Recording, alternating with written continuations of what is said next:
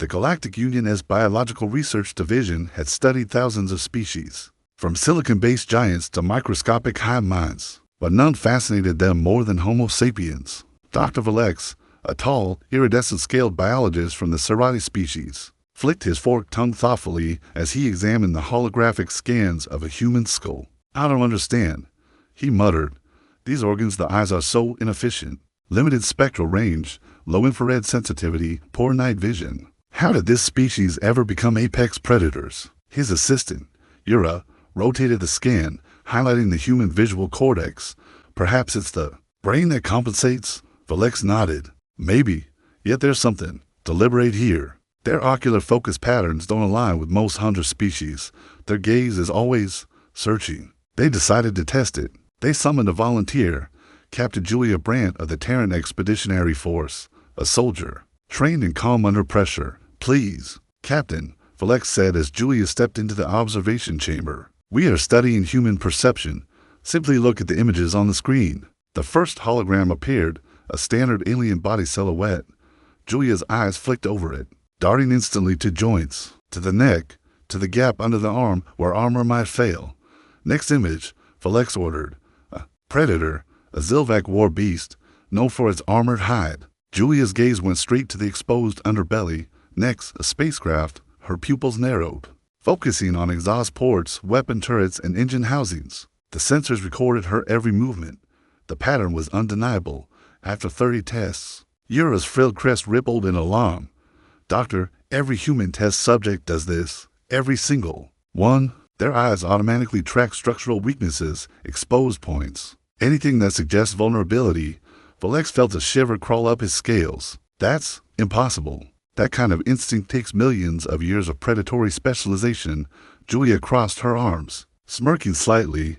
"You're only noticing that now." Valex turned to her. "You know this happens?" "Of course," she replied. "We call it situational awareness. Some of us train it, soldiers, hunters, engineers. But honestly, most humans do it without thinking. It's instinct." She shrugged. "We evolved looking for cracks in armor, in walls, in people." The aliens reviewed centuries of Terran footage, battles, sports, even simple conversation. Everywhere they looked, human eyes moved with precision, calculating, anticipating, dissecting. A simple conversation between the humans was a tactical dance, pupils narrowing, scanning micro-expressions, predicting emotions before words formed. Even children did it. Human toddlers would stare at a toy until they found the weak seam, then pull it apart. "Do you realize what this means?" Yura whispered. "They see weakness the way other species see color."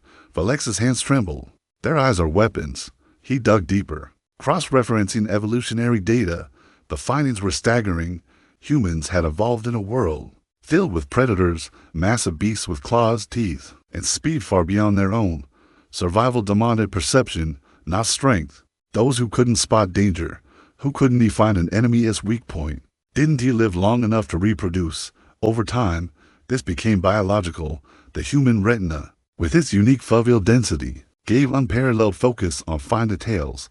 The neural wiring in their occipital lobe adapted to rapid pattern recognition, motion, symmetry, tension. To humans, everything was a puzzle with a flaw waiting to be found. When Valex presented his findings to the Galactic Council, the chamber fell silent. "Are you suggesting," one counselor asked, "that humans possess an innate predatory targeting system?" "Yes," Valex replied, his voice low. "They don't just see, they analyze, instinctively, constantly." He hesitated, then added, "and they can't turn it off." The council murmured nervously. A representative of the warrior tracheal species snorted. "So what? Many hunters have instincts." Valex met his gaze. "Tell me, tracheal, when you entered this room, did you notice the structural strain in the glass dome overhead? The misalignment in your right armor plate? The counselor behind you gripping a hidden weapon?" The tracheal froze.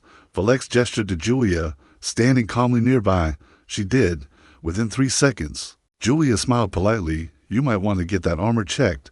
The chamber went silent again. After that day, humans were viewed very differently in the Galactic Union. Not as savages, not as brutes, but as something else, something far more dangerous. Species across the stars began adjusting their behavior.